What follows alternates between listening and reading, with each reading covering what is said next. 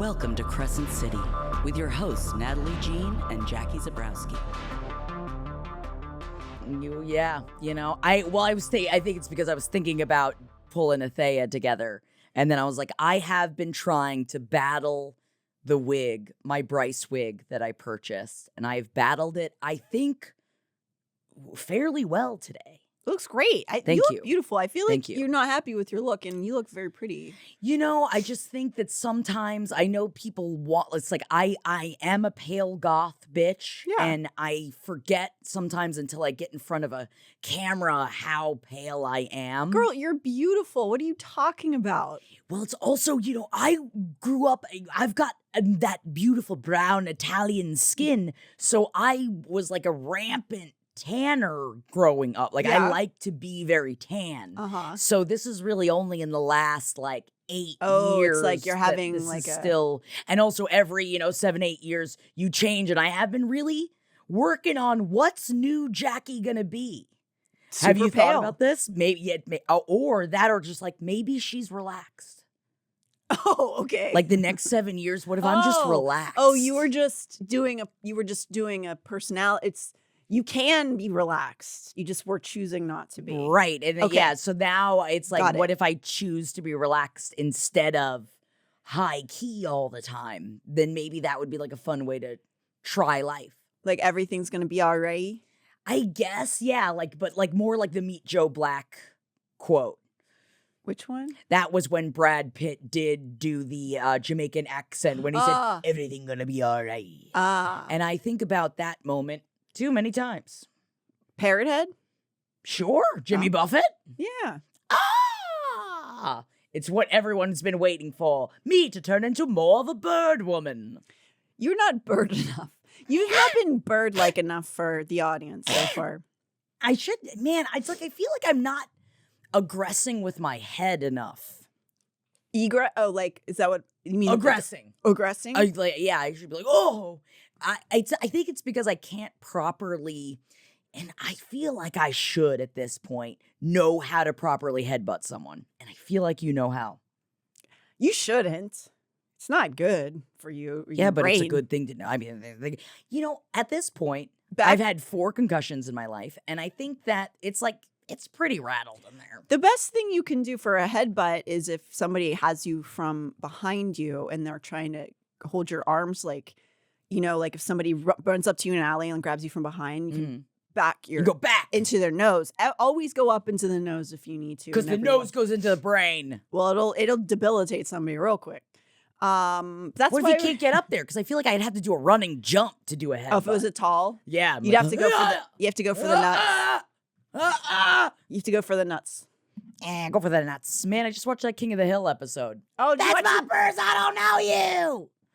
Did you start watching the new ones? I want to, but they actually, Hulu did a compilation of their favorite King of the Hill episodes. So I was just bashing through that before watching the new King of the Hill. We watched the first 2. It was really fun and they were good. I enjoyed them. I got a soft spot for King of the Hill. I love King of the Hill. I love what are you King talking of the about? Hill. It's great. So fucking good. And this is coming from someone that has been made fun of you sound like Bobby Hill, that I've gotten for most of my life. And also, that is a very accomplished voice actress. So thank you very much. Yeah, wow.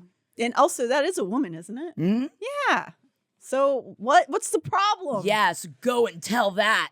Can't believe you're not even curious about who I am. I know. I am very curious as to who you are. I am, man. I'm thinking about it, and you could be anybody. You're not Sophie. She doesn't have the ears. Who's got the ears? Who's got the ears? You won't be able to guess because I won't. Yeah. Oh, because it's hidden. Do you want to tell me? I created a character. Oh, okay. So I really will never guess. Okay. Well, what is the character you created? Her name is Rebeccalita. Okay. So she's smaller than the other Rebeccas? No, she's more princess-like. Oh, okay. But she was named, she's not. She comes from pretty lower middle class Faye family. She's divorced. Is she from Faye, Pittsburgh? She's Pittsgard. I guess it would be Pittsgard. Yeah. Pittsgard. Ugh, sounds like so you're from the land of deodorant. Okay. I mean, You know, not a ton of people wear it in Pittsburgh. They probably could use a little bit more. I mean, if I remember my time at Kennywood, they also don't like to drink water either. But I don't think that's so true. against When I took you to my favorite theme park ever, because I grew up at, well, it's an amusement park. Let's be clear. It's an amusement park because I grew up by it in, what was that, probably 2016. I hadn't been in a while, and we didn't know or realize when I was younger that they don't have water fountains or ways to buy water. They don't sell water at an amusement park. I have gone since, and they do. Did someone write a letter? Did someone say, hey, this amusement park that's been open for generations, could you get some water? Well over 100 years. Especially because they were selling booze in spades. And Pepsi. Yeah. Oh, we drank Pepsi all day, but we were all so brutally hungover that I kept dry heaving the Pepsi. I guess at that point it's wet heaving, but it was just into whatever trash can after almost every single roller coaster. And that's how you enjoy a theme park. So you blend right into Kennywood. So you're stinky. You're a stinky fae is what you're telling me. No, I'm not a stinky fae. That she can't help where she was born. You're right. She got divorced. Now she is back at the pool hall, which we're getting to. Is she slanging drinks? She was really good at pool. Okay, and she's then the her shark. I'm sorry, how dare I? Her husband didn't want her to go to the pool hall anymore because he didn't want men looking at her. And then we cut off his face. They're divorced now, and she is trying to find herself again. Divorce. Okay. And she's in the background of the scene with Cormac and Ruhn. And Rebeccalita's getting her groove back. Yeah, she's trying. We're not sure if she's going to yet, but she's taking a first step. Rebeccalita, jump a little lighter. Yeah. Rebeccalita comes in my fire. I know you're not a Bruce fan. I'm in neutral on him. You're neutral. I'm sorry, I didn't mean to say. You're neutral. I appreciate his politics generally, which I think is good. Right? And all the thick, wet juiciness of him. I don't ever think about his body. Oh. I don't ever think about it. Yeah, but think about him getting underneath that car. Yeah, baby. I don't know. I'll be your daddy tonight. He can really work on it. Yeah, he's always working on a car. I doubt that. I should have been Thea, though. That was a good idea. Because I was looking, there's all guy characters in these chapters. Yes. And I didn't want to put on a guy makeup because I have to do an interview for my other show immediately after this. I didn't know. Honestly, I thought today might be a double Bryce day. You never know. Bryce does not have brown hair. Oh, you mean we're guessing? Yeah. Guessing you coming in. I thought maybe you would be coming in as a Bryce since we are going to be, at least getting thrusty. Forgot about Thea. Getting thrusty in an alleyway. I should have fucking done Thea today. All right, well, I know what I'm doing next time. Look, you're not doing Thea today, baby. Not every episode's going to be an A+ costume, okay? What are you talking about? Look at my wonk-ass star that I drew on myself. Beautiful. And then I realized, Natalie, I have not been complimenting you. Our breasts are out. Our breasts are out today, yeah, was that wow, you just badongaed your own boobies. Yeah, man. I love badongan. Don't you slap at them every once in a while? I mean, sure. You gotta slap at them. They're right there. They're the fucking drums of the chest. They are the drums of the body. They're begging. What were you going to say? You were going to compliment me? Oh my God, at having to draw this star on you because I feel like you've done this every time. Do you have like a pattern or something? No, I just got I free ball it. I was like trying to free ball it, but you got to free ball it upside down. Good. Yeah, it's fine, but like it looks like an 8-pointed star. It's there, you know. Don't look too hard at it. It's you have to. That's why the tits are out. Yeah, I mean you do. It is a white thing you put on your chest. It's a white gold. Yeah. So you don't necessarily. You have to be a little careful because otherwise it's gonna look like something else happened. You know. Yeah. Wow, what an explosion it would be, and that would definitely be a hunt size explosion right there. Oh, he would. He would. I hope you remember all of the information we learned last episode because it will be a huge percentage of your final grade. Uh-oh, I'm ready for it. Uh-oh, is there any way I can get any bonus points? Professor Rebeccalita. Oh, I'm a teacher. I didn't think she was a teacher, but maybe she is. You could be Professora Rebeccalita. Okay. Maybe I'm a gym teacher. Oh. I might be a gym teacher. Wow, with your tits out, Well, I'm at the pool hall right now. Oh, This is okay. not for office. Gotcha. This is me trying to re-establish myself after he finally left the house. You're Fae sharking. Okay. So we learned a bunch about Thea from Adis, the prince of the chasm in hell in the form of a cat, which is how he can appear in Midgard. And we learned about Cormac being part of Ophion as just a refresher. Thank you. You're welcome. Chapter 17. This is another thickie. We're in the yes. Oh, baby. This is, if you thought there was lore last time, let's get in and get ready for some alleyway throbbing. Well, we're not going to be the ones giving it to you. I'll be thinking about it. You won't be thinking about the one that we record probably too often. No, I won't be. Chapter 17. We're in the aftermath of the apartment where everyone's heads are spinning with the new information, as much as our heads are spinning. The room is surprised when Bryce says she's going to go back to the archives, her job, because we just got this info dump. All of these different guys are in her apartment. We got Ethan, Therian, Rune, Adis, Hunt. I think that's everybody. And everybody's packed in there. You know, it's not a huge apartment, and just like keep thinking about these big throbbing men. I'm just thinking about throbbing men in a tiny just want space. It to be tiny, yeah, I want it like, to be little. Oh, sorry, man. We have to press up against each other. So New York apartment. Yeah. Just crammed in there. Yeah. And also, I'm still thinking about how did she get all of the blood off of the white couch? Spells. Yeah, I guess.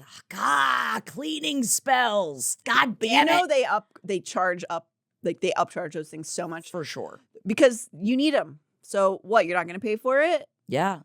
So they're all in there crammed together, nipples touching. And they're trying to process all this information they just received. But Bryce is like, I got to go back to work. Unlike most of these bums in the apartment, she has a job.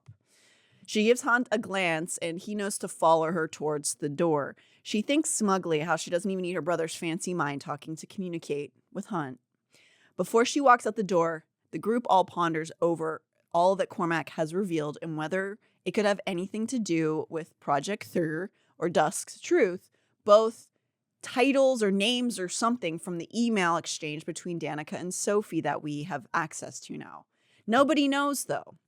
Hunt lets it slip that Bryce has Danica's sword still when he is cautioning her to take it to the archives with her. So he kind of like tells Bryce, well, if you're going to the archives, at least take Danica's sword with you. And that was a little bit of a news flash to some of the people in the room, like Ethan. Ooh. Bryce sort of pushes past that information. It's not like, because of course, if you recall, that's supposed to be in the wolves' hands, technically. Yes. Well, according to the wolves. According to Sabine, at least. We might not, because the Prime seems to like Bryce. So maybe he doesn't mind. Oh, we should have brought the sword. He's too old, huh? He's too old over there. We have the sword. Thank God. Thank God. It's just, how would Adam, I protect thank you. myself? Thank you so much, Adam. Oh. There she is. Good. And now I can properly drink my coffee. Ow! No, Jackie. No! This is how good I am at being Bryce Quinlan. I snap at. Is that how they use a sword? Yeah.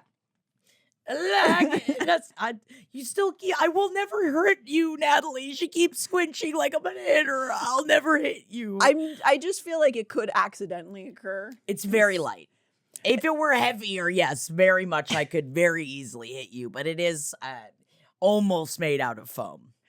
Yeah, no, it's not. It's the I'm sword. sorry. It's the wolf big sword. one. Yeah. And you wolves, you better come dig it from me. So they're all packed in this tiny apartment with that sword swinging around. Throbbing. Oh boy. Certainly never seen a documentary like that before. Yeah, right. So The sword's a dick. it's not like Ethan's mad for Sabine, of course, but he's like surprised that she still has the sword. They all agree together to not breathe a word about everything they've just learned. And Bryce and Hunt head towards the street, which of course they're going to tell people because even in Fae world, nobody can keep a secret. Nope. Even if it's like kind of vital to people being alive, they just are going to keep telling people. So, you can't help it. It's a part of the condition of consciousness. You got to tell secrets sometimes to somebody. It's the life of intel. You got to know when to hold them and know when to fold them. But that's why I'd just be really bad at being a spy. No one asked me to be. I will not hold it, and I don't deal well with pain. So I know everyone keeps asking me, like, what can I trust you with? And I'm like, nothing. Don't even trust me with your fucking chewy fruities near me. Because I'll eat them up? Yeah, I'm gonna eat them all up. Wow. And my belly's gonna hurt. You're going to throw them up. And then nobody gets them. No, I'll eat it again. Oh, Because what am I gonna let it go to waste? Yeah. You think Ethan does that? Of course he does. There's no way. And he goes, whoa, second dinner. And then he eats it again. And then afterwards he's like, why did I do that? I'm not supposed to do that anymore. Oh, Ethan. Oh, you've done it again. You bumbled it. I love eating my pukey pizza. With Bryce, she sort of like passes by the whole, like, Ethan's shock at the sword, So they're all agreeing not to speak to each other. They're all agreeing not to speak to other people about it, and they're gonna. And then Bryce and Hunt head towards the street. We're with Hunt's thoughts right now, and he's feeling a bit of despair over this turn of events that they're being thrust back in after hundreds of years of servitude. He had like 3 months to just be a citizen before being pushed right back into espionage. So he's panicking. He's having what I would call a bit of a panic attack, which is utterly fair. I spiral when my plans change. You know what I mean? I can't imagine thinking of having to go back into a rebellion war and like get all this intel, especially when specifically they were just told, just stay out of it. Just stay out of it. All you got to do is stay out of it and we won't bother you. He hasn't even gotten milked yet. Nah, dude. And the cock blocking is real, y'all. You think that none of this spiraling has to do with how blue his wings are? Yeah, his wings all blued up. Man, that would be horrible. And everyone knows. It's like, oh, yeah, I ain't getting milked, huh? And he's just like, oh, stop looking at my wings. Do you think if an angel or a fae gets blue balls, like, you can scent that on them? Oh, yeah. The stoppage? They're all stopped up. Yeah. You got to uncork that wine. So he's beginning to panic in these moments. His thoughts are with the horrific battlefields that he's seen in his life, and the fact that now the thing that the trap of love is you have something to care about. It's sometimes easier when you are pure nihilist and you don't have anybody to care about. Don't tether me to this reality with your emotions. So when you have a thing to love, a person to love, that brings this whole other world into your mind, which is just like, this is both a gift and a prison, because now I'm constantly afraid that you're going to be hurt or in danger or trouble. And so that's why we learn never to love. Yes. Never open yourself up. I think it's just easier in the long run. I was talking to a friend not that long ago who was single in her 40s, and she was like, you know what, maybe it's just better because then I never have to lose a partner. And I was like, well, I feel like that's really just closing yourself off. But also, also props to people who I'm saying if you choose that, I'm saying this person wants a partner and was just getting to a point that I was like, well, no, if you choose it, fuck yeah, man. You fucking We're watching a lot of badass women decide they are better off without. Yes. And I agree. Never fucking settle. No. Ever settle. Not worth it. Unless you're settling for a huge sword, because, I mean, the bigger the sword, it doesn't change anything. It does make a bigger hole, though. And is that what we want? I don't know. Is that a euphemism? I don't know. Okay. Wise, the truth teller of our generation. So we're with his panicked thoughts, and he is kind of like trying to express these fears to Bryce in the moment. Bryce tells him, like, she understands what he's saying, but this is more akin to spy work than being on a battlefield. And he tells her that it's almost worse that way, ending up in one of the Hinds' interrogation rooms might be worse than a battlefield. Mid-walk, because they're now on the streets of Midgard going back towards the Fey Archives, he pulls her into an alley they're passing by. Well, is that my sword between our legs? Oh, no, I shouldn't keep it there. I think she decided to not take it with her. Oh. I'll put it down. Yeah, you can just put I it was down. realizing as I was jamming this in between my thighs that this really is kind of a fun, convenient way to hold your sword rather than having it at your waist. Because then it's at the ready at all times and you can just, and just pull it right out. If you're I guess if you're sitting down. You have to, it's only if you're sitting. I'm going to put the sword down for now because I am going to knock over one of these coffees. Have you considered running the U.S. military? You know what? He has asked, and I was like, you know what? Let me think about it. You'd probably be doing better than the guys that we know. Wow. So, so he pulls her into a passing alleyway. He faces her and sees that she also has fear on her face. She's not like excited about these turn of events, and he's not even thinking that necessarily, but I think that his panic made him forget for a second that Bryce is also in a terror. Like, this is not what she wants. No. But she doesn't have it in her to turn her back on it either. But then at the same time, she's never experienced the horrors that Hunt has. And so he has a relevant point in saying we shouldn't get involved, even though it's the right thing to do. Y'all, would you want to go back into a situation that, like, it's not like he's gotten over what happened to him? No, but unfortunately, if think about you putting are the mated, mask back on, Natalie. If you're think mated, about throwing of glass. Think about putting it back on, Natalie. I'm saying if you're mated to somebody who is now a princess, you do have obligations. Yeah. Much like Meghan Markle. Oh my God, it is just like her. She's going to start making jams. She's going to start making subpar Quinlan jams. Oh. Apparently they were runny.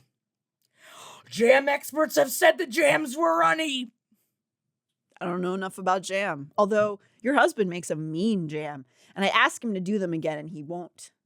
I forgot my husband makes jams. They were so good. They were so good. I'm going to get his ass back in the fucking kitchen. I've requested them for Christmas before. And he said, don't tell me what to do. Yeah, that is so Jeff. Like, that is totally how he responds. He was, and then he looked you up and down and went, bitch. And I was just like, yeah, get her, Jeff. And I went, oh, boy. You know how our family talks to each other. Get him back in there. Yeah, I got to get him making jams. Oh, my God, he can go against the Markle jams. Yeah. Finally, it will be our future. We can sell them when we go to cons. Oh, we're selling them.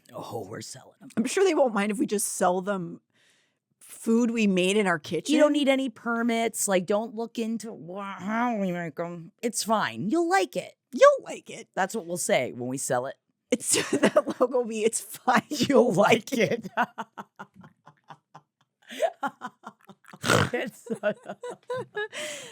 Okay.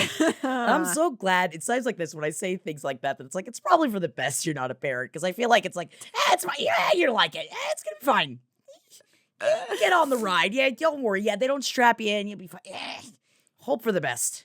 I mean, I think that makes a strong child. Right? So they're in this alleyway. And they both are feeling this fear. But Hunt is more hesitant than her for obvious reasons. She had also hoped for normalcy, however, and this hugeness of what all of this implies is not what they were hoping for. We were never going to be allowed to live like normal people. Bryce breathed, and Hunt ran a hand through her hair, savoring the silken strands. Trouble was always going to come find us. He knew she was right. They weren't the sort of people who could live ordinary lives. Hunt fought past the shaking in his bones, the roaring in his mind. I want to come. That's what it was. That's what's roaring. I mean, it is because of Blue Wings, yeah. And also the scene coming up. They begin to have a private discussion about everything that's just happened, away from the others at the apartment having their own, side conversation, pointing out that all of these different groups, Ophion, the River Queen, and Cormac, they're all seeking out Emil. And if she really wants to help find him, she's going to need to tread lightly. She's putting herself in extreme danger. Bryce tells Hunt that beyond finding Emil, she needs to find intel on the Asteri through pursuing Sophie's research. But she reiterates that she doesn't give a shit if Emil is powerful. She wants to protect him, not use him for a weapon. Even though Hunt is apprehensive, he is touched that Bryce would care about this random kid. He wonders if Shahar would have cared. Prob's not. Man, the comparisons though, huh? It is, man, the beginning of a relationship too, when you first start, and it's just like all the trauma from your past relationship, you're always comparing. It's like, God, you don't want to, but how do you stop? Well, especially, I mean, he's been With what pining he's for her for like 200 years or whatever. It's got a lot of baggage. But also in thinking about the connection he had with Shahar in like going into the war last time versus how he feels about Bryce and their connection and the kind of person she is. Like, I wonder that I wonder how he does feel with that connection of like, does he feel that he would be more successful with Bryce because she does care about other people more than Shahar did? But Shahar was also way more about the steadfast of the cause in a way that, like, is that not helpful in a rebellion? Well, I think for at least on a personal level, he's finding, like a lot of us do, if you can't help but compare sometimes and you realize, oh, some of these behaviors of my former partner were maybe red Trauma flags, responses. Yeah, red and flags I also, that I didn't notice at the time. And he's sort of working through those, realizing like Bryce is more of a partner than Shahar kind of just like used him a lot of the time. But I mean, he like also really liked it. Yeah. I mean, we don't always pine for what is good for us. As she muses over a world without the Asteri, Hunt pulls her in closer to him.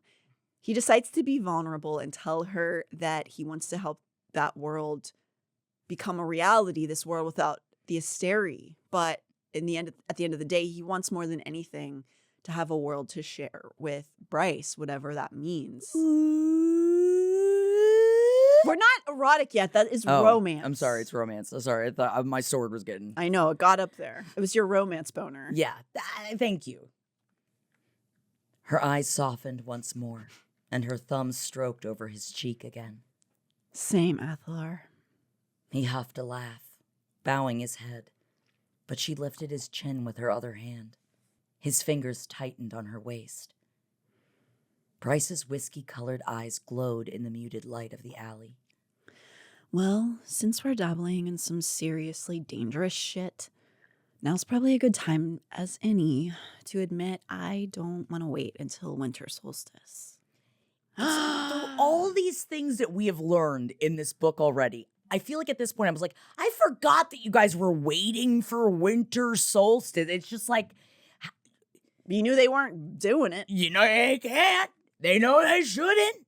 Life and time is finite. Well, she's decided she ain't waiting. Love this. Waiting for what? Oh my God. You have to wait and see. I mean, obviously you can take a guess, but we'll have some gentlemen reading the scene out for you. So wait, the horniness is on its way. Yeah, get into the bath. Get ready for a real thrilling ride. Woo! They stop their alley behaviors after that scene, realizing they can't be seen lest Bryce's engagement ruse be discovered, and they need to use that as a cover right now. They are just like hooking up on the street, and so they really shouldn't. They shouldn't be doing that.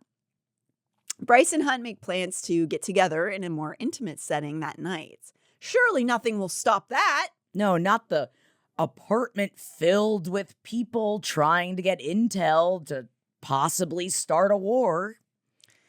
Chapter 18 is back at Bryce's apartment with Ethan and Therian still there from the earlier series of unfortunate events. So we're back basically the same time period.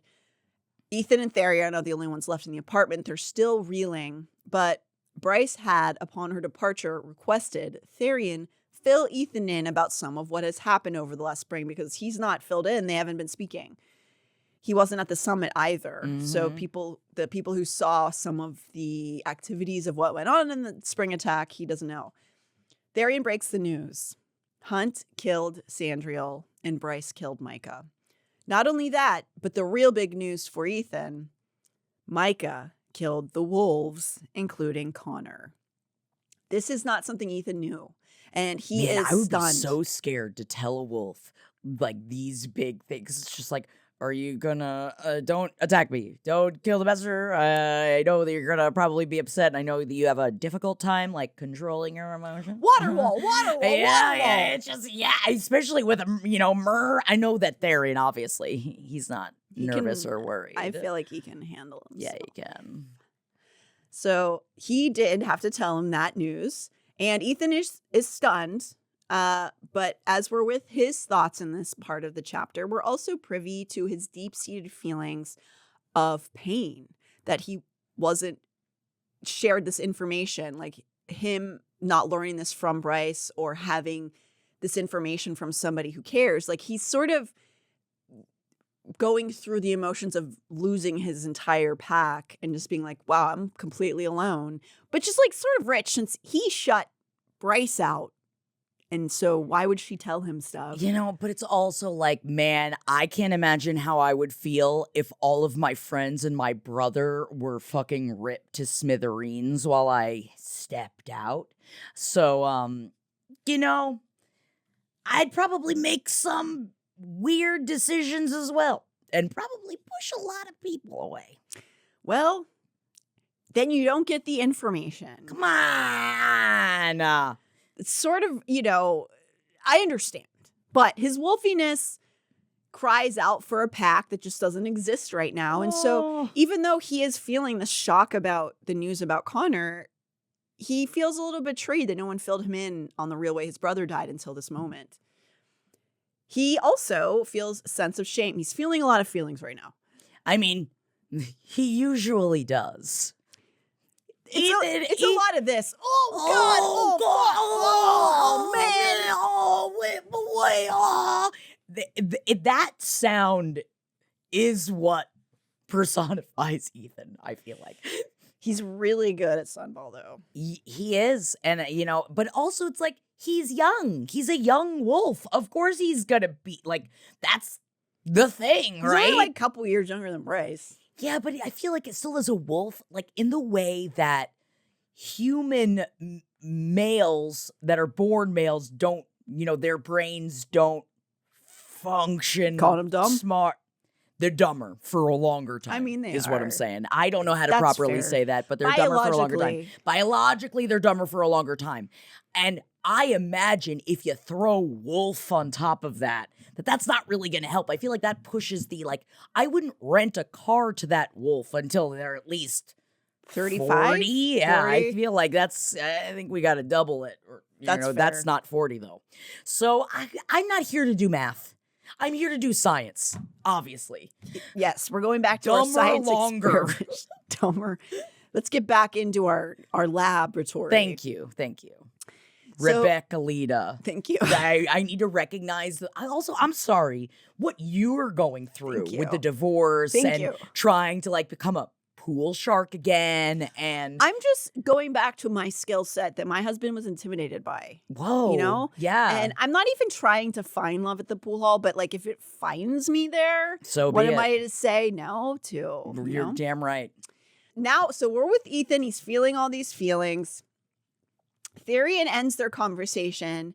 And he feels a sense of shame. Sorry, I forgot this part. Ethan feels a sense of shame for questioning whether Bryce had cared about Connor and Danica. So he, was going like, man, I should have never judged her in that time. Whatever. We're going through a lot. It's fine. Therian ends their conversation asking Ethan to find him when he decides to pick himself up, dust himself off. And start all over again. Sometimes you gotta. And he's saying that because he tells Ethan that he could use his wolf smellies, for his River Queen duties. Snout powers. Snout powers. Ethan is sort of taken aback by this request, but Therian just leaves with the suggestion that he could maybe team up with him. It is fun. A little himbo team is always, yeah, of course. you know, I think that is part of what, you know, with all these damn series. I love a gaggle of himbos. Of course. I have every patience in the world for a gaggle of himbos. Yeah. I melt at their feet or fin or tentacle. I don't know what they've got. Yeah. I love when they work together, but it is sometimes like watching, you know, two. Makes me think of Billy from Hocus Pocus, but there's multiples of him, and they're just like, they're just like hitting into each other. Were you sexually attracted to Billy as a child? You know, thank you for asking that. I don't think that I was. I think I was too busy being sexually attracted to both Sarah Jessica Parker. That is her hottest role. I mean, Sarah, she is when she starts singing the song, and that's really where it comes from. But no, I guess. Wait, who else in that movie? I was really young, so the main the boy. Yeah, the main. But now, wow, he's a child. But I remember as that young, was a poor man's Devon Sawa. You're damn right it was. He wasn't given no. It's like Devon Sawa was in minutes of Casper, and think of what he did. I know that he was in a lot of other things too, but like he only needed a couple of minutes to transcend a generation. I was in love with him. Good Lord, that one and like the one where the boys are in the river. They're river boys, but they're brothers. And they gotta go on the river. The river? This was some river movie with Devon Sawa. It doesn't matter. I'm gonna look it up. Yeah, I don't know what that is. While you're looking that up, Ethan thinks through everything he's just learned and decides that in this time Wild alone... America. I was specifically thinking of the movie Wild America starring Devon Sawa as well as Jonathan Taylor Thomas. Oh, my other one. Boy. And also Bearstow. God. The two of them in a movie? Bro, yeah, and they were like brothers that had to do something and they were outside. And that's all I remember. I also was in love with JTT. I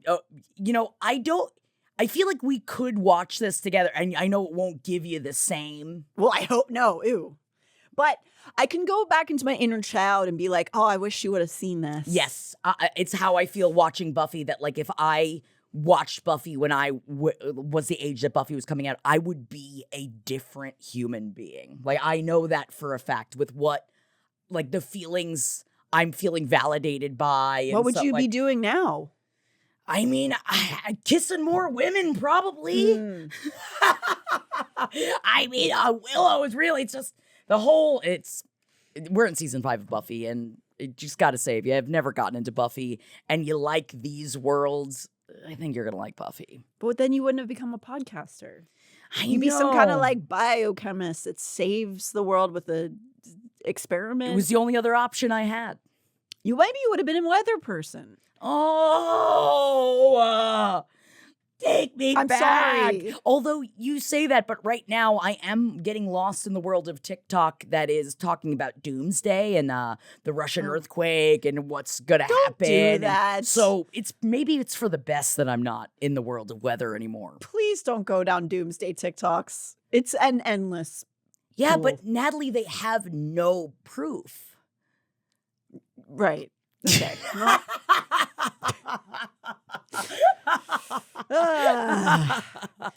So he thinks through everything he's just learned, and he decides he's going to take this time alone in the apartment. He needs to go see the sword, because like the sword was this big part. Yes, just like that. Not Hunt's dick. No, he decides he is going to go around and snoop in the apartment, before his morals get in the way. And so he starts peering around. He's not finding it anywhere else. So he kind of sighs and he opens up Bryce's bedroom door like a little perv. There it is, right out in the open. He's surprised that he didn't see it that first night when he slept in there, but he was practically dead. So, you don't see stuff. Yeah. It's just chilling out next to her dresser. And Ethan thinks back to when the Prime gifted this sword to Danica, which he did by bypassing Sabine, which infuriated Sabine. But too bad she's not good enough for it. You would think like Danica seems like a good person and the Prime seems like a decent person. Well, she seemed like a good person. Well, we don't know. I'm finding out a lot. But what happened? Why is Sabine such a bitch? I guess it's just one of those where it's like it misses a generation every once in a while. Maybe it was just one of those. What happened to her? What's her traumas? She got hit by the bitch stick. Maybe. Slap. Yeah, this could be true. And it's difficult when it happens so young because you can't really turn that back. You can always change, though.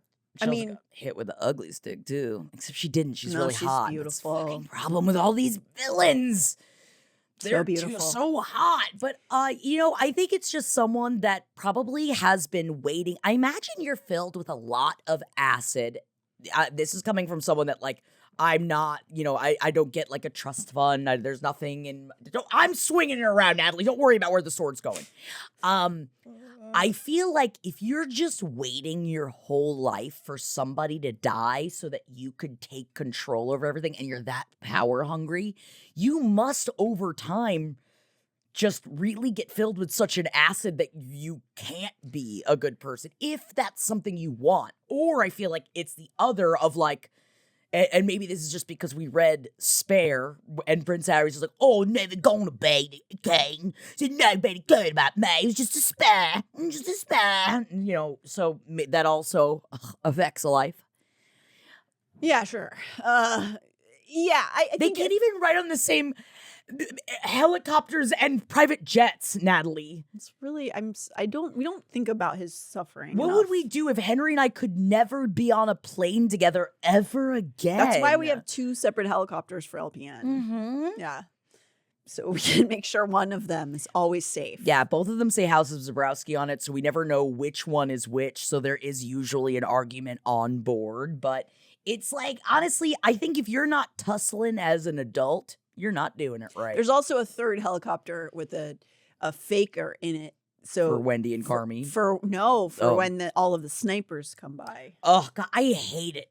I hate it when they come after us in our power. And it's just don't. I know what you're trying to do over here. Yep. I saw House of Gucci. I know what's going to happen. It's just because Henry and much the same. Henry and I know that someday the Zabrowski family is going to slide into the Gucci family, and we're just waiting for that to We're just waiting happen. for that. That's why I'm starting to wear more black and gold. Cool. That is good. That's a good first step. Thank you. So Sabine got passed by in this sword honor. It's like an inheritance, and it went straight to Danica, which, of course, is going to only put more resentment inside of Sabine. He remembers how Sabine had ripped Bryce and Danica's apartment to pieces looking for it after the murders. We, the reader, know Danica stored it at Griffin's and Bryce used it during the demon attack. But Ethan assumed she had returned it to Sabine. I don't know why he would assume that since Sabine is a sabitch. Yeah, noise. Yeah, I think it's also Ethan is not the most logical. He's not necessarily a genius. His emotions spike as he pulls the sword out of its sheath, a reminder of the friend he had lost who had carried this sword with her everywhere before she died. He describes it as a simple but impeccable piece of craftsmanship. You're right about that. As he marvels at it, he can't help but start swinging it around the apartment, having a pretend sword fight because, of course. Oh, is there too much equipment? No. Yes, they're so expensive. It's so expensive. So he starts using it at the furniture as props in this sword fight he's having, swinging around and sliding until he ends up standing on the coffee table in front of the infamous white couch. Just as he's slicing into an imaginary foe, Bryce's front door opens, and a shocked Bryce stands in the doorway, stunned.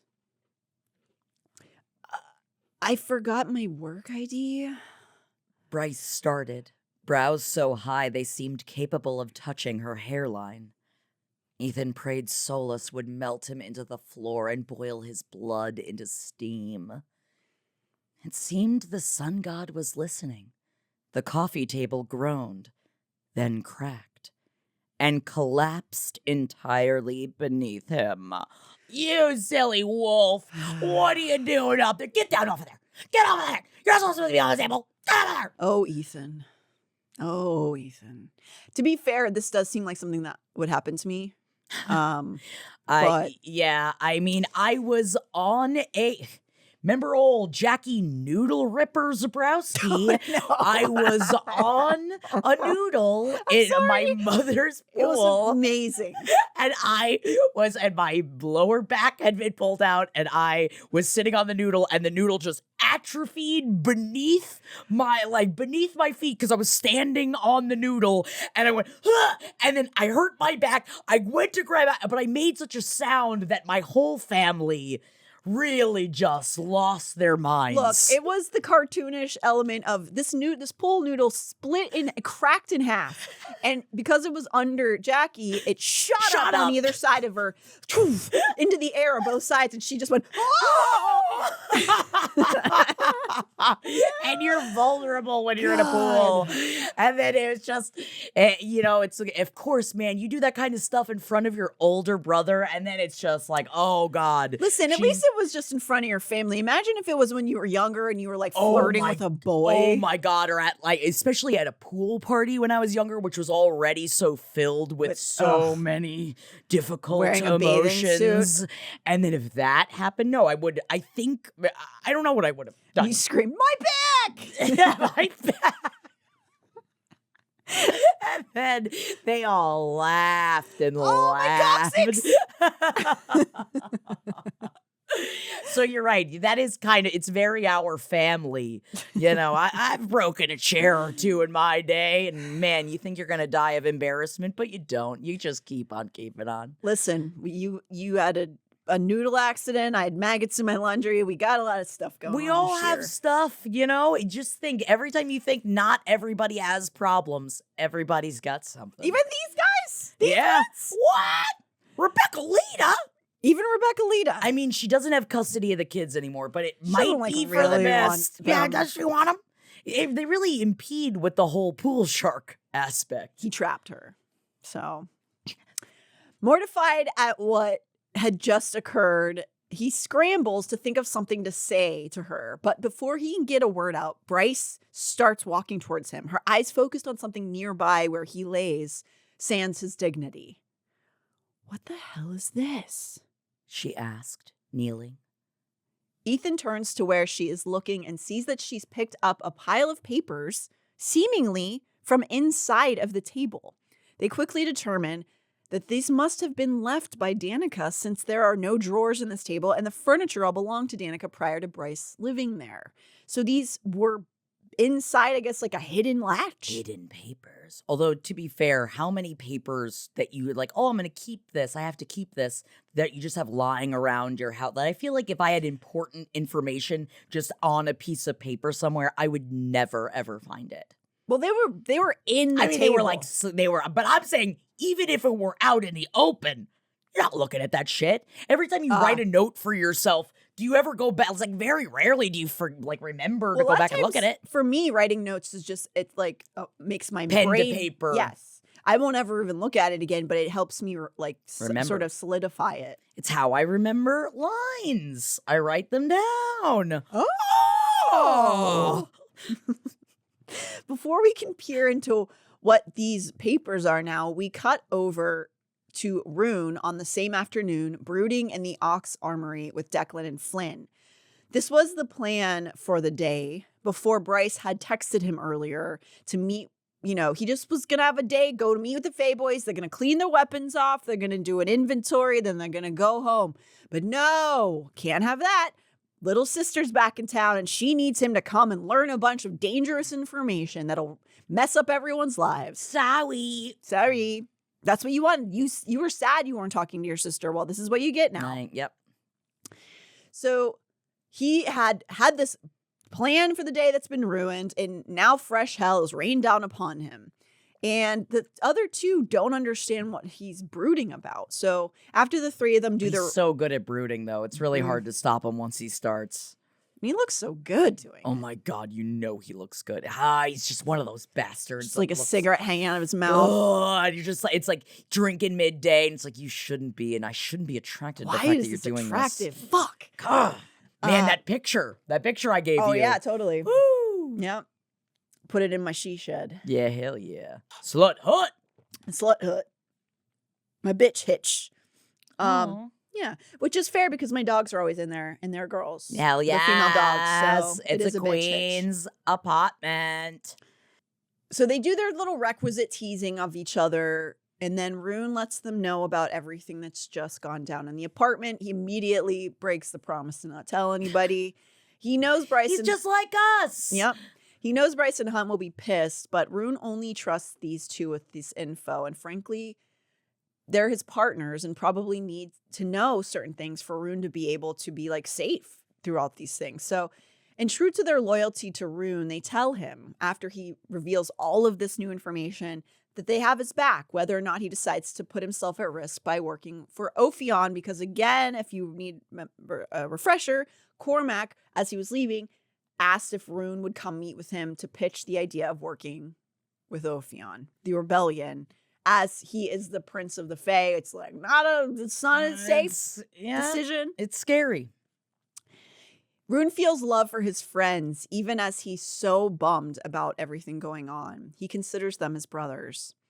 After they discuss the situation some more and bust some balls, Noise. Rune tells them that he begrudgingly is going to see what Cormac has to say because Cormac said he was going to be at this specific bar. And they're not going to start kissing because they're cousins. Ew, even though it's far off, they're definitely not. They're too close in bloodline. I can't do fantasies. It's about just the the two. royals. You know what I mean? I feel like that's Yeah, all but they do. I don't want to see it. At I don't 19, read about it. I don't read about it. At 19, chapter 19, They're back, estranged. we're back. Ew, no, that doesn't make it better. Ew, gross. At chapter 19, we're back with Bryce, and she and Ethan are looking at whatever was inside this table. At first, as they're shifting through these piles of papers, it looks like almost like college research of Danica's, but Bryce knows that Danica had never talked about the things that are on these papers. It was never like her major. It wasn't something she had been studying. Mostly they revolve around different methods of turning first light into weapons. As they look more, they notice that many of these pages have been redacted as if they are government documents. Maybe the Asteri was on Epstein Island. Is that one? There's a thing happening. No, it's just real life actual evil. Yeah. They contemplate what this could mean, and Ethan admits that he and Connor knew about Danica's bloodhound sense. I mean, maybe that has something to do with this. Okay. Shaking, Bryce reads through these papers, which call into question whether or not the Asteri are actually undying stars, as they claim to be. Oh, okay. So we can actually question this? No, I think it's very dangerous Oh. waters to tread upon. Maybe we should hide the papers. Hide the papers. Whoa. The papers point out this truth that the only evidence that these Asteri are, eternal stars is that they claim it. They just say that it's true. And so, Which is we're supposed to crazy believe because it. it's like, we just killed two of them. See, well, those I know are he angels, had special, yes. but one of the Asteri died yes. because there's an empty chair. Empty chair. Or died, or on a mission. Doing important Asteri things. That's my shrug going into space. Thank you. We don't know necessarily, but the Asteri would have the citizens of Midgard believe that they are basically immortal and you can't hurt them generally. But do we actually know this? We don't, because we have to just take their word for it. But these papers, they're saying, are they more fragile than they tell Midgard they are? Did Danica or Sophie find proof that the Asteri are actually much more fragile? Bryce wonders if her own starlight is related to theirs and feels sick because, as they call themselves undying stars, Bryce has some kind of starlight power and she's hoping that she's not connected to them somehow, but we don't know yet. She wants to call Hunt at this moment, but she doesn't dare speak about this over the phone because obviously very dangerous info. Also, she's still in a sort of haze of lust because this is the aftermath of them being in that alleyway. And they were just coming home. It's just like, another thing.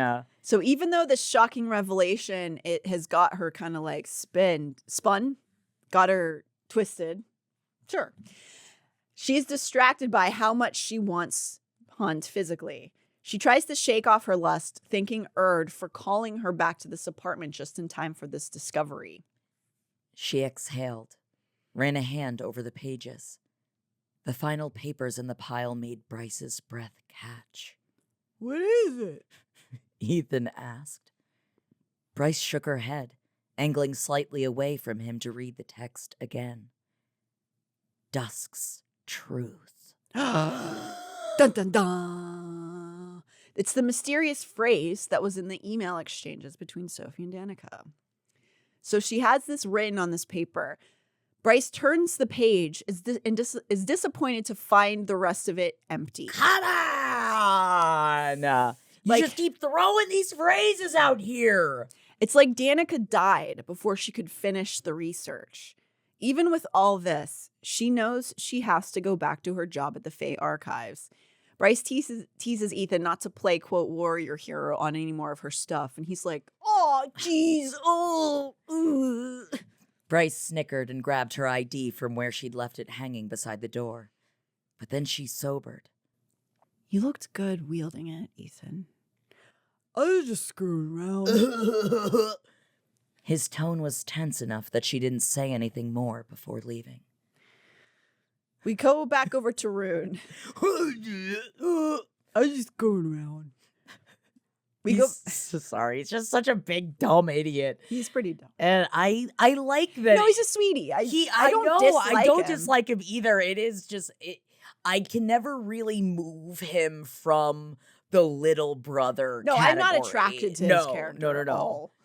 We go back to Rune, who has arrived at the meeting place to find Cormac in a pool hall in Five Roses. Oh, is this where Rebeccalita's been hanging out? Yep. Okay, trying to get Cormac away from Bryce a little bit.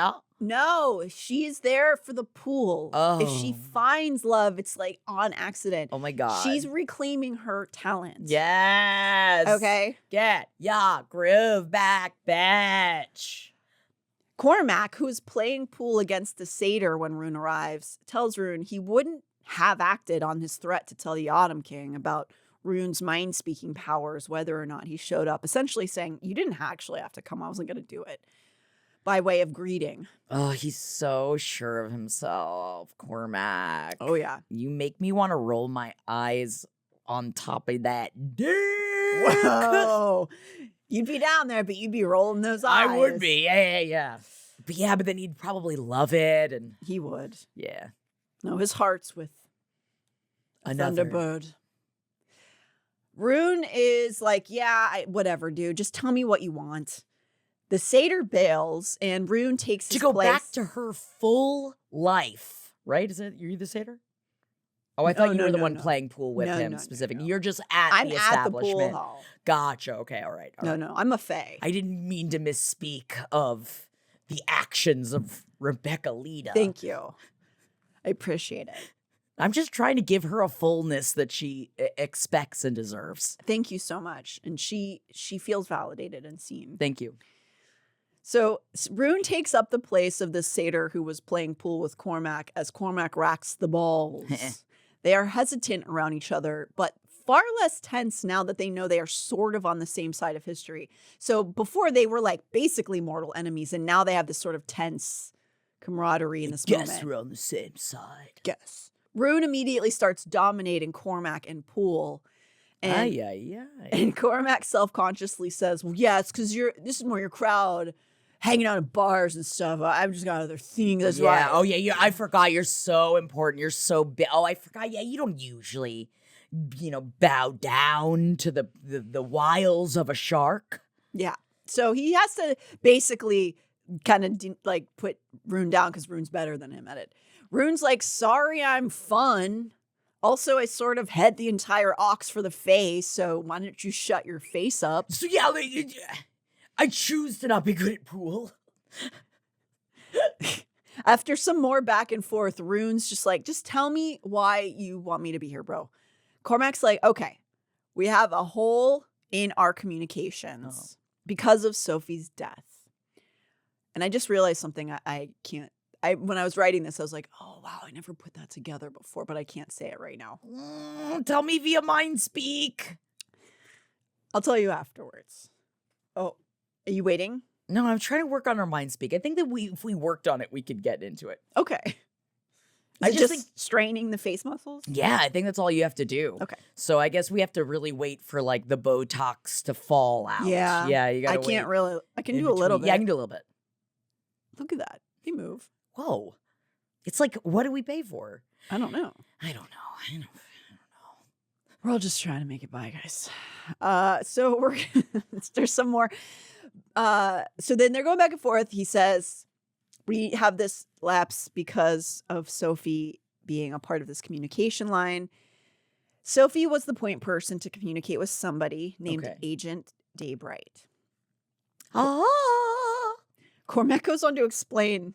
Was that the Dayman? The Dayman. Yeah. I do think about Dayman almost every time I read the word Daybright, so I'm going to try to not do that too many times. You have to pay the toll to get into the boys' hole. Yeah. It's an Always Sunny references. Love them. Cormac goes on to explain that while Ophion doesn't know exactly who Agent Daybright is, that they are very important to the mission, that they have direct communication somehow with the Asteri, and they have pondered, Ophion has pondered whether or not Daybright is actually themselves one of the Asteri. That's how high up they seemingly are. Whoa. Which would be real helpful in an overthrow if one of the Asteri is on board. Here's hoping, y'all. He explains that the two of them, Sophie and Agent Daybright, communicated using these crystals that he calls calm crystals. But Ophion now fears that these crystals were compromised somehow with how fast Sophie was taken out in the scene we saw at the prologue. So now Cormac would like to have somebody with mind speak abilities to take that spot over to do that instead of using the calm crystals. Could be us if you wanted to work on it with me. I don't want to be in a battle. I just feel like, yeah, but we'll just like use it. We'll use it only for good. Okay. And then we can just stay at the office. Yeah, but then we could also like judge. Oh, cool. That's kind of fun. Great. Maybe like Mean Girls. Nobody would know it. Whoa, keep it inside. Rune thinks about his mind speak ability, and he remembers in his thoughts that he first realized he could do this thing at the age of 4 when he asked his mom for something in her mind and she screamed. That's awesome. He also knows it comes somewhere from her genetics. He kept it a secret after that, seeing the fear on his mother's face. So as a child, he figured out that it was a bad thing to tell people, which is very sad. Oh. His mom seemed to think that she must have imagined his voice, though you would think if she had it in her bloodline, she would consider that her kid has it. Right. Whatever. Cormac says if he's got any conscience, Rune, that is, that he will do this, that the camps are unbearably evil. And now that Daybright has been assisting them, that they have made real headway with dismantling some of the camps and kind of just like getting in to infiltrate the Asteri. Mm-hmm. He tells Rune he needs him. Rune couldn't fault him for trying. While he couldn't read thoughts or invade people's unguarded minds, as some of his cousins could, he'd learned that he could talk to people on a sort of psychic bridge, as if his mind had formed it brick by brick between souls. It was perfect for a spy network. That's awesome. Yeah, it is. I love it because I feel like this is one of those things that's like, all right, don't think about it too hard, all right? Just psychic bridge, okay? Go for it. Just go with it. I love psychic bridge. I love that it is different than mind speak. Mm-hmm. I love that it is something that is also like a mind telepath. Oh. But it's a little Chris Angel on there. Angel. Maybe, we need a little bit more. We need a couple more magic sluts to pepper in there. Cormac insists that if he will aid the cause, that he could save thousands of lives. But Rune also knows the counter side of that if he gets involved, he'll be aiding in deaths too, because that's war. But the deaths are going to happen anyway, babe. But it's like when you take on the first person account of it, if you're the one taking the lives, even if they're quote unquote bad guys, you're still deciding to take lives. And that's a big choice to make. You're right. And I'm saying this as someone that, has never been asked to do that or expected to do that. So it's I guess, a bit of a privilege. If somebody asks you, you probably should tell somebody. Because I don't know who that would be. Exactly. Who would be telling you to should take I not lives. tell you what Henry says we have to do? Who would he be trying to take out? I don't know. I feel like maybe somebody that hates whales. Like, I feel like we'll go after them. Oh, like, so we're doing like environmental activism. Okay. Oh, yeah. That works. Henry and I on a boat going after whalers. Oh, God. Oh, both of us nauseous, being like, why are we doing this? This is horrible. Shouldn't we have gotten somebody else to do this? Yes, you should have. Instead of giving an answer right away to Cormac, he asks Cormac how he came to be aiding Ophion in the first place. Cormac tells him it began 4 years prior, and he holds the position now of field commander in Ophion. He mentions with sadness that Sophie was actually one of his agents and how they met. Ruhn points out that finding Emil would go counter to Ophion's hopes because he had already said he doesn't want to give Emil to Ophion, that Emil's afraid of Pippa and that he would be hiding Emil. Cormac explains that he still believes in Ophion. He believes in the mission, the goal, but there are people in it who he doesn't agree with. And that's probably true in any movement. He sees that some of the people, the sword, we lost the sword. That some people like Pippa, who've like completely lost the plot and are kind of just becoming villains themselves, they look too deep into the abyss. Mm-hmm. He doesn't agree with them. So he does agree with the mission, but he will not just give his full loyalty over to them. And I think that's actually good. They talk back and forth as they play pool, Ruhn beating his ass. Ruhn asks him if he decides to agree to be a part of the Ophion mission, how does this work? What's the protocol going to be? Cormac explains that he Ruhn, would contact Daybright. None of these people knew anything about this agent, and would basically just go mind to mind, get information from Daybright, and then transfer it to Cormac, who would then use it with Ophion.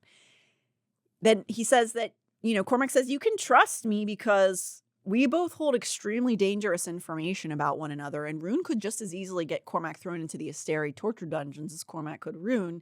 And this is sort of the double jeopardy. Yeah, man. It is Ashley Judd in on it. And I think that it's kind of nice because that's family, It's family. You know family. all of the horrible things. Yep. And I'll put you in jail. Oh, baby. So I'll put you away. I feel like there's not any exciting secrets, though. No. Sorry. Maybe we'll have to make some more. Maybe that's, Or do more espionage or crimes or something? I don't know what the next, decade has in store. That's true. So Cormac's like, you do give this to me, but you have to trust me because you could throw me in jail anytime. You know really bad secrets about me. Ruhn wants to know how he even calls them, and Cormac hands him a comm crystal like the ones they'd used before, and he said, hey, try this old way, see if you can find Daybright through that path, and then maybe you won't have to use the comm after a while. You can just, find the path again. Maybe that's how that works. Which is cool. And I know that the comm crystals are probably way more, tech heavy than just a quartz, but I do imagine them just talking into an actual, no, that's what they said, right? Just a crystal of sorts. And then it's just man, thinking of what if they found out that in our world, people think that you use it as deodorant? It's but they're using it in a whole different way. And what would Cormac have to say about that? You're the stinking people over there. And you're you're right. Yes. Just like in Pitsguard. Pitsguard! All bringing it back around, Yep. Natalie Jean. Yeah. So they do have crystals, just like the gates that allow for the communication. They take a big crystal hunk and they chip off little pieces, and then those become Ooh, big hunk, huh? Big hunk of crystal. Yeah, you got big lips on that big hunk? I don't even know what that means. Because it's a big hunk. Oh, because it's a big hunk. Got it. So if it was a crystal with just big lips, I'd like be a like, Mr. oh, Mr. God, Potato Head no." crystal. But not the rest of him. So Cormac mentions that the crystal that he has now was Sophie's, and Rune notes the pain in his eyes. Oh, Rune tells him that Sophie seemed like an incredible person and then asks Cormac if he loved her. He tells Rune that he did, and he does, that he needs to find her in a meal to learn if she somehow survived. Rune noted the faint hint of desperation, of dread and panic, and decided to put his cousin out of his misery. We suspect Danica might have told Sophie to lie low in the bone quarter, he said. Oh, that's cute. Is it a friend connection? It's at least frenemy. Yes, yeah. Cormac's kind of is startled by this, but then hides his emotions again. Back in soldier mode, he says they will then need to come up with a safe way to infiltrate the dangerous area of the bone quarter. So he has like this thrill of hope almost go through him. Rune ignores his turn of emotions and tells him he thinks that if they find Sophie, that Cormac should damn his father to hell and marry her. Oh. Which also, Rune, it's like, we all know it's fun in theory to be like, and then we damn that daddy, and I say, daddy, I'm gonna do whatever I'm gonna do, but it's a beautiful dream. Rune is just, he's waxing poetic because he wants love. He doesn't have it. I know. That conversation leads to Cormac broaching the subject of hypaxia because Rune, of course, is engaged to her. And he's like, well, you're going to marry her, right? She seems pretty cool. And they're almost like bonding over this conversation. And Rune thinks about how beautiful and wise hypaxia seems, but he doesn't think marriage is on the horizon for them for many reasons. One of them being that she doesn't seem remotely interested in him. And he doesn't seem super interested in her in that way either. But also, it doesn't seem like they've spent a whole hell of a lot of time together. Well, it's so awkward because if you're put in that position, it's like, what, now we're just have to be like, okay, well, our daddies and mommies said we have to be together, so what's your favorite color? Yeah. Like, it would be kind of like unsexy. And then finding out that it's like, how do you, like, it's like they prefer The Godfather 3, and it's like, oh, wow. Yeah, okay, well, we'll figure that out. That in the is long an opinion, run, huh? Rev. That is a thought. Okay. Really into the minions, and it's like, well, to what extent? Then it's like, oh man, Cormac just has a whole wing dedicated to the minions. It's a tattoo. Like, why? Yeah, huge. His entire back is a minion tattoo. It's like, is that Bob? Oh boy. So Cormac then gives Rune, so they have this like bonding moment and then they go back to business because basically Rune has agreed to do this. Cormac gives him a bunch of codes to relay to Daybright so they know he's not a spy. And Cormac also mentions that when he goes to this first meeting with Agent Daybright that he should inquire about movements on the Ophian plan to attack the spine. The spine. The north-south railway that cut Pangira in half. The main artery for supplies in this war. It's a pretty cool name for a train It track. is. The spine. Yeah, it's pretty badass. He also mentions that Daybright has been feeding them intel about a new kind of mech suit being cooked up by the Asteri. This kind is for the veneer, which is not sounding good for the humans. No. They wrap their game up, their pool game, and Cormac tells Rune he's going to go down to the Black Dock to see if he can sense any evidence of Sophie and Emil being through the area. He notes to Rune that, hey, you doing this, your friends are going to be really pissed that you're helping Ophion. It's like, okay, Cormac, why are you trying to get him to back out of it? Rune says he'll deal with it. Cormac observed him once more. When you want out, I'll get you out, I promise. Rune sank his last ball into his chosen pocket and leaned the stick against the concrete wall. I'll hold you to that. Hold you that up against the table. No, they're cousins. They're cousins, Jackie. And even though there was a restaurant called Kissin' Cousins in your hometown, it doesn't mean it should be something that you should encourage. Where? There's a diner called Kissing Cousins, and Cousins was spelled Cuzzins. Yes. And Kissing apostrophe Cousins. And you don't consider Queens your hometown? No, I guess it really depends. I think it's because it's like, where do you have the most trauma? That's your hometown, high school, right? middle I feel school, like yeah. middle school and high school, and that's, for me, that's Florida. Yeah. Because I feel like Florida specifically fucked me up in a lot of ways.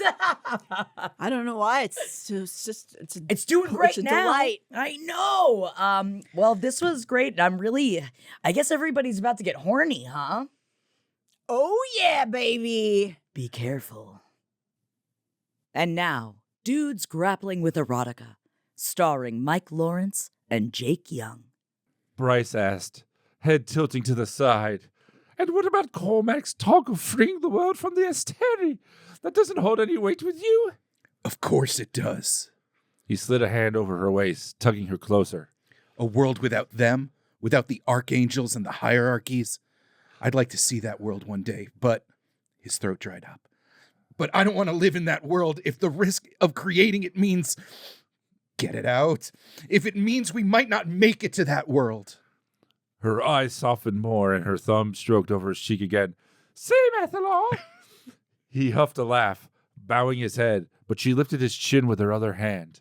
His fingers tightened on her waist. Bryce's whiskey-colored eyes glowed in the muted light of the alley. Well, since we're dabbling in some seriously dangerous shit, now's probably as good a time as any to admit I don't want to wait until winter solstice. For what? Fuck. His voice had dropped an octave. This, she murmured, and rose onto her toes to kiss him. Hunt met her halfway, unable to contain his groan as he hauled her against him, lips finding hers at the same moment their bodies touched. He could have sworn the fucking world spun out from under him at the taste of her, his head filled with the fire and lightning and storms. And fire, lightning, and storms. That's a lot. And all he could think of was her mouth, her warm, luscious body, and the aching of his cock pressing against his pants. Oh my!